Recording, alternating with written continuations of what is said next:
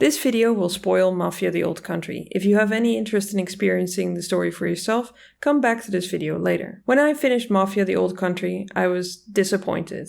Maybe even a little annoyed. That's it. That's what I've been waiting for since 2016. Mafia the Old Country is a linear story-driven game that lets you do some action blocks between storytelling cutscenes. You get to drive from plot point to plot point, shooting hordes of bad guys in your path, but you're never actually free to roam during the main story. This is not my issue with Mafia. In fact, this is a feature I've loved since the very first one, and it's a big reason why a lot of people, including me, don't have fond memories of Mafia 3. Throwing 20 hours of meaningless busy work on top of a decent story doesn't make me feel like I'm getting my money's worth more than experiencing a short but strong story. But while Mafia the Old Country is cheap compared to a AAA game stuffed with filler and busy work, it's still €50/$ for an interactive movie. The game is beautiful to look at and the acting in the cutscenes is great, but the gameplay basically hasn't changed since 2002 and feels a bit clunky, so you're left with a 12 to 15 hour Mafia story. And because that's all there is, it really needs to deliver. For this video, I want to focus on the story,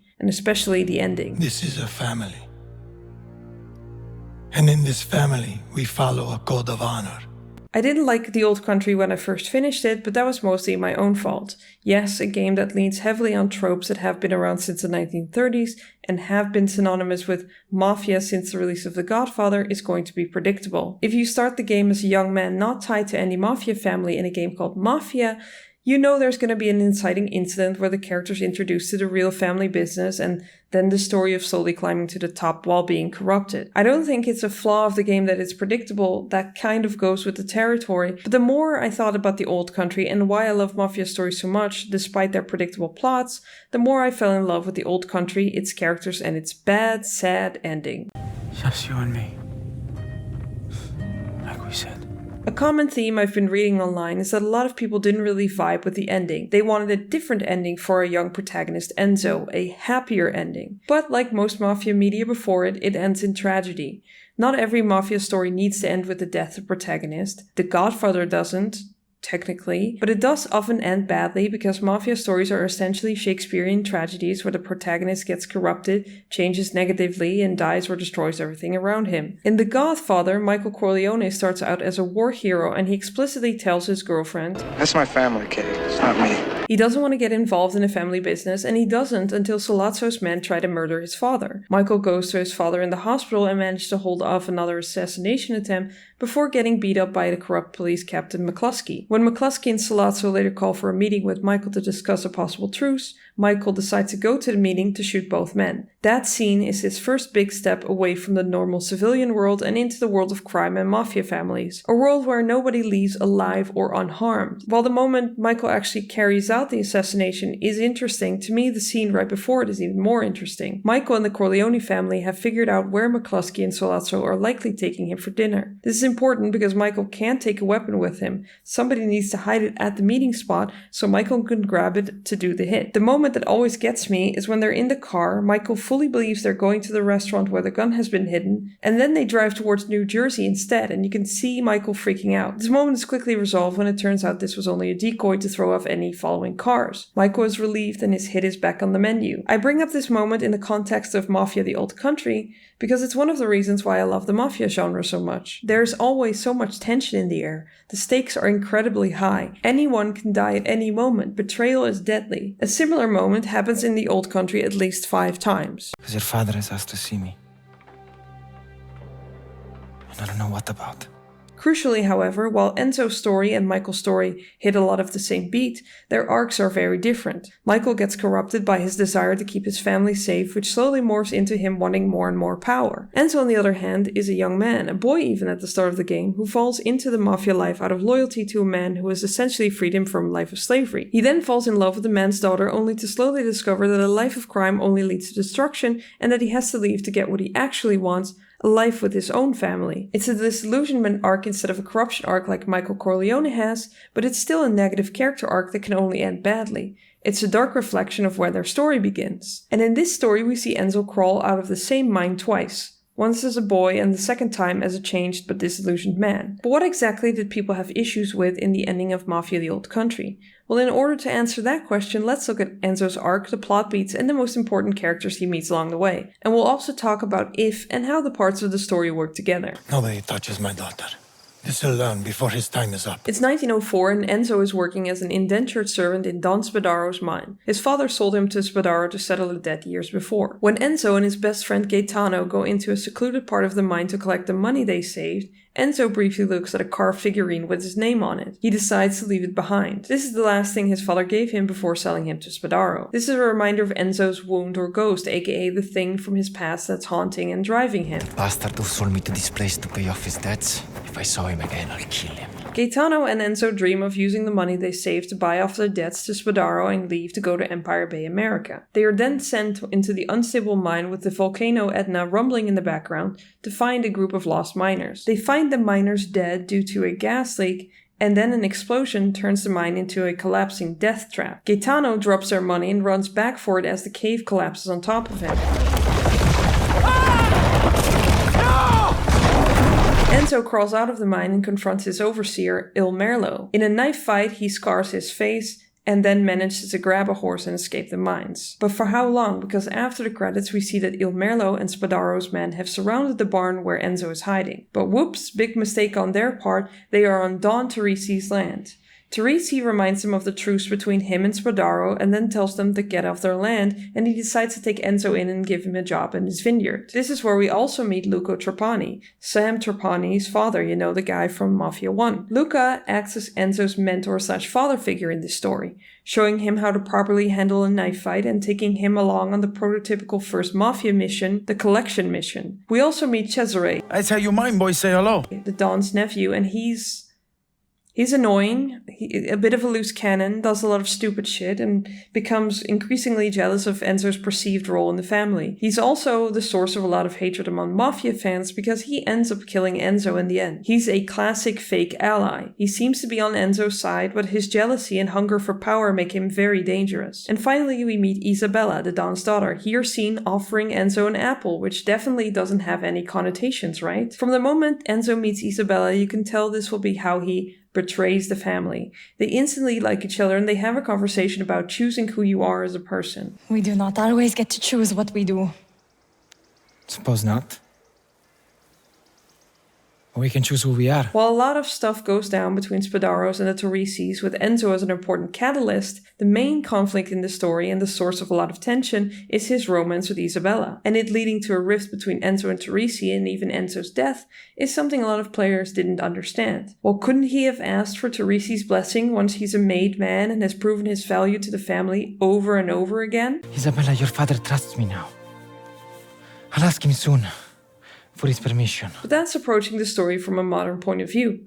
From a point of view where Teresi and Enzo could ever be equals.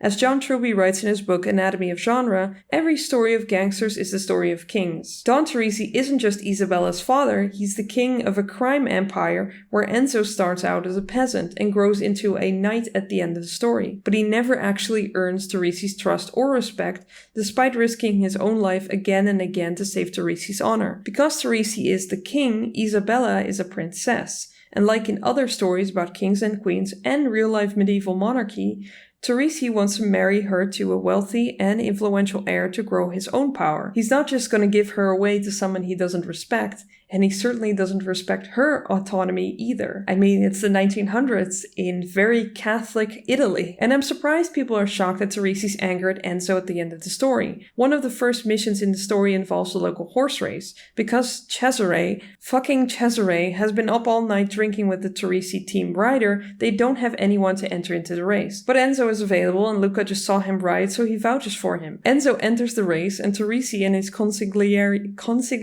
How the fuck? Consigliere. Consigliere? Consigliere. And Teresi and his consigliere Tino are basically very ungrateful and tell him to go back to delivering wine to their customers. This is the game telling us early on exactly who Teresi is and that he sees Enzo as nothing more than a servant or an errand boy that can do his dirty work. Enzo starts doing his wine delivery work when Isabella offers to join him. This is all well and good until they run into Spadaro's men, specifically L'Ombra, Il Merlo's brother. Enzo starts a knife fight with L'Ombra to defeat Isabella, but the fight is broken up by Luca before anyone can get seriously hurt. Luca reminds Enzo of the truce between Teresi and Spadaro, but more importantly, that he can't be seen alone with Isabella. But being seen alone with Isabella is stupid. Anyone else other than me comes around that corner, the Spadaros wouldn't be your only problem. Look, You listen to me. Carefully. The Don is very protective of his daughter. While he's grateful Enzo defended Teresi's daughter, he tells him he won't tell the Don because he's sure he won't be happy to hear it. This is an early clear signal that it would be impossible for Enzo, a servant, to ever be good enough for the princess, who will need to marry someone with more political power to help her father's kingdom. I have to be careful and work hard. Your father is who he is. And who are you, Enzo? From this point in the story, Enzo continues to show his value to the family. The Baron Fontanella, the owner of half the valley, including the land Teresi's vineyard is on, is visiting Teresi. The Don really wants his daughter to marry the Baron's son Gennaro. Because Fontanella also owns a lot of Spadaro's land, Teresi can grow his own power and make his biggest enemy weaker. While being chaperoned by Cesare and Enzo, which they do a bad job at, Gennaro and Isabella get kidnapped. Enzo manages to save Isabella and they kiss before Cesare can see them. Phew! After Cesare takes Isabella back to safety, Enzo goes back and frees Gennaro as well. While the family initially assumes local bandits were behind the kidnapping attempt, they quickly find out a man named Ludovici was behind it, probably ordered by Spadaro. Enzo is sent to capture Ludovici at his home and then forced by Tino to shoot him in cold blood. Fun fact, if you refuse this, by the way, Tino shoots Enzo instead and you get an achievement. So Enzo has zero choice here. The actual shooting and discovery of the body is treated as a weighty moment by the narrative, which yes, it's Enzo's move into the crime world if we only count the cutscenes, but we did also, as a player controlling Enzo, plow through hundreds of faceless goons in the last 2 missions. Anyway, this is the moment where Enzo steps out of the normal world and into the Mafia world. That night, Enzo gets pulled out of bed. It's a moment similar to the car decoy in The Godfather. Does anyone know about him and Isabella? Did Cesare maybe see the kiss? You're pulling me out of bed. You can tell me what's going on. Just stop talking and listen, alright? And it's the first of many fake-outs because this is where Enzo gets initiated into the family and takes his oath. This is where he gets upgraded from a mere servant to a soldier or a knight, and Teresi makes it very, very clear how big the price of betrayal is. To betray one is to betray all. Going back to John Truby's analysis of the Mafia genre, he mentions that while gangsters are often drawn into the Mafia world as a way to make money to buy their freedom in the world, they get sucked into a system where they have to swear their loyalty to a king, and they're basically his slaves for life. They can't question his judgment, and any thoughts of leaving him are always seen as a sign of betrayal and are a death sentence. In Enzo's case, he escaped indentured servitude under one Don, only to be driven into the arms of a Don who seems nice at first glance, but also has no respect for him and is just using him basically as a human shield until he dies. After Enzo becomes a made man, the story escalates and it's a series of him proving himself to Teresi's over and over again while his relationship with Isabella grows. Meanwhile, tensions between Spadaro and Teresi grow. Teresi decides to start printing dollars sent to America with Don Galante's help. You may know his grandson Leo from Mafia 2, or you may know the Don himself as the voice of Khadgar. An operation like this would be shut down before it even started. Like hell you will. Either way, Leo, Cesare, and Enzo break the counterfeiter out of jail and take him to a local tannery to start printing money. But L'Ombra was also in that jail, and he later follows the counterfeit guy to the tannery and then rats out the operation to the police chief. During the police raid at the tannery, Enzo kills all the police there, rescues the counterfeit guy and Cesare, and then chases down L'Ombra, who's taken off with the last of the printed money. While he's got him cornered, L'Ombra reminds him that killing him would start a war between the families. Cesare comes up behind him, however, and beats him with a shovel before Enzo can do anything. They put his body in a car, staging his death as an accident. This is the beginning of an all-out war because while Spadaro and Teresi meet to discuss a truce, and Teresi mentions that L'Ombra was a rat, Il Merlo claims his brother was murdered in cold blood. And so, when Luca's younger son is baptized, Il Merlo shows up and starts firing at the family from the clock tower. This didn't surprise me. While the danger is on the other families in The Godfather, that movie did make a connection between baptism and death, and especially because in that movie the killings happen while Michael vows to renounce the devil. Here he's reborn as the Godfather. In the old country, a random person gets shot and Enzo runs up to confront Il Merlo. It turns into an extended chase/knife fight, which ends with Luca shooting Il Merlo and saving Enzo's life. While Teresi was clearly attacked on a holy day by Il Merlo, Baron Fontanella thinks the fighting between the families is bad for business, so he calls for another meeting between Spadaro and Teresi on Galante's neutral ground. This is a setup, however, because when everyone gets to the meeting, Spadaro and Fontanella tell Teresi that the Baron is selling all of his land to Spadaro. No, this is an affront. It's an opening position. Teresi is obviously angry and Spadaro and Fontanella leave, pretending to give him a moment to think about it, but it's actually a Red Wedding style ambush and Don Galante dies instantly. Luca is badly wounded and after successfully retreating with Cesare, Leo and the Don unharmed, Luca dies. With his last words, he tells Enzo to get out while he can. Get out. If you can. Get out. And Luca, who earlier said goodbye to his wife in a very I'm gonna die tonight way, doesn't know this, but Isabella is pregnant. Enzo has every reason to try to get out of the family before the same thing happens to him. The Don needs to see you. Don Teresi asks to be alone with Enzo. This seemingly rubs Cesare the wrong way, who thought he was going to be next in line after Luca's death. Cesare doesn't know, however, that Teresi is sending Enzo on a suicide mission to kill the Baron and Spadaro in Palermo before they can make the deal to sell Teresi's land. Isabella begs Enzo not to go, but Enzo tells her he has to do it. It seems that he believes this will be a mission that will make him immortal in the Don's eyes. If he can pull this off, he's essentially saving his life and his family, his kingdom. While Isabella appeals to their earlier "we get to choose who we are" conversation, Enzo doesn't believe he has a choice. I've seen people suggest that the moment he returns from his suicide mission, risking his life for Teresi's honor and power, he should have told him about his love for Isabella, but he doesn't, and here's why. Isabella, your father trusts me now.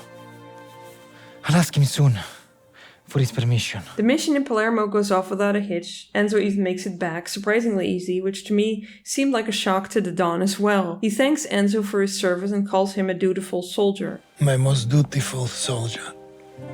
Here he shows Enzo that no gesture or risk is big enough to be respected into the family. And in Enzo's absence, they buried Luca. This is where Enzo decides to honor Luca's last words, and he promises Isabella they will escape together because he realizes they will never be together while living under Teresi's control. They are in an even bigger hurry to leave the family when Enzo learns that he's getting Spadaro's mine, the one he crawled out of in the beginning of the story, as part of a deal when Gennaro marries Isabella. The Don takes care of the mine, and the new Baron takes care of Isabella as his wife. Enzo's lack of enthusiasm and his recent disappearance trigger jealousy in Cesare, who feels like he's being passed by a former servant, even if he does consider him a friend. Yes, Cesare wants to be side by side with Enzo, but he still wants to be the one calling the shots. After dealing with the last of the Spadaro capos and wiping out the Spadaro family completely, Cesare and Enzo go back to Leo's bar to celebrate defeating their enemy. Enzo doesn't talk about his relationship with Isabella with Cesare.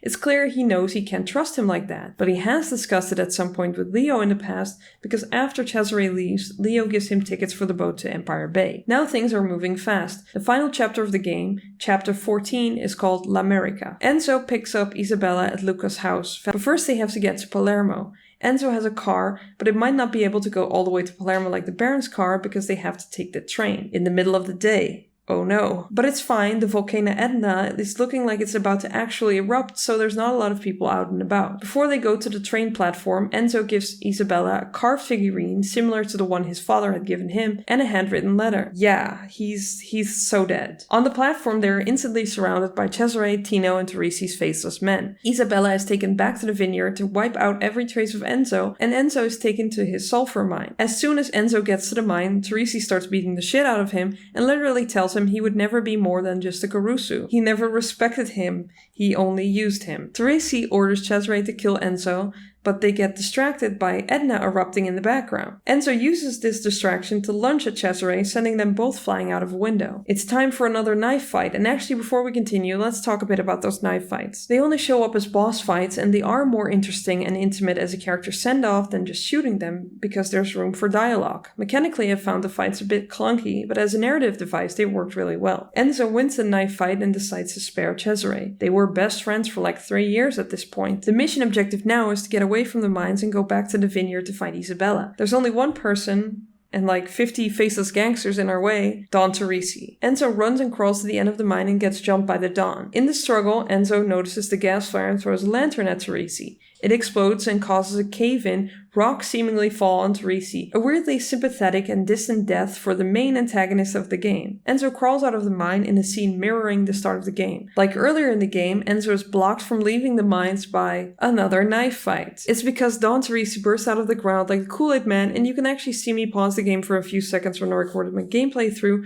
to write "no" in my notebook. After a tense and dramatic knife fight, Enzo kills Teresi. When he turns around, Cesare is watching them from higher ground. Now here's where a lot of people have issues with the ending. Cesare holds out his hand to help Enzo up, and then this happens. Sorry.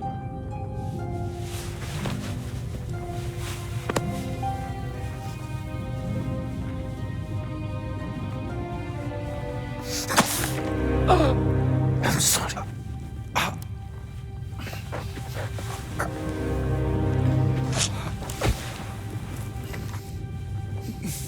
A lot of people didn't like this because A, why would Enzo ever be so dumb to accept Cesare's hand, help, and hug? And B, why does Cesare even do this when the Don just died in front of him? The why did Cesare do this question repeats and becomes an even bigger question mark when Cesare returns to the vineyard. After watching Enzo die, the player control switches to Isabella as she tries to escape the vineyard that's under heavy volcano attack and stay out of the hands of Teresi's men and Tino. After mini stealth section, Isabella fights and kills Tino, and just as she's about to leave the vineyard, Cesare comes back. Instead of stopping her from leaving, he gives her Enzo's bloody boat tickets. So why?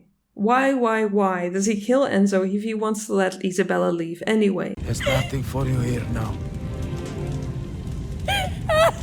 You need to go. Is this just a sad ending for the sake of having a sad ending, or did Enzo and Isabella deserve a happy ending where they go to America together? Mafia stories are all about absolute power, the stories of kings and their empires. They are also Shakespearean tragedies about the main character's fatal flaw and how it negatively impacts them and the people around them. Mafia stories don't need to end in literal death of the character, but they do end badly because thematically they are often about the corruption of money and power, or literally how crime doesn't pay. Circling back to the earlier questions, A, why would Enzo ever be so dumb to accept Cesare's hand? Enzo doesn't have many people left in the world. He just killed his Don, his surrogate father and mentor Luca bled out in front of him a few weeks earlier, his own father sold him into slavery, and his previous best friend died in the mine he just crawled out of. He also spared Cesare before this, and his reasoning was, You're my friend.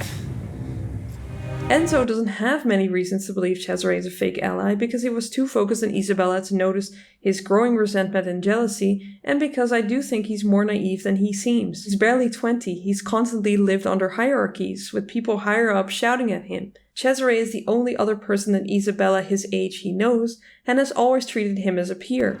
It's going to be just you and me one day, like I said. Remember? Even right before he actually stabs him. Just you and me.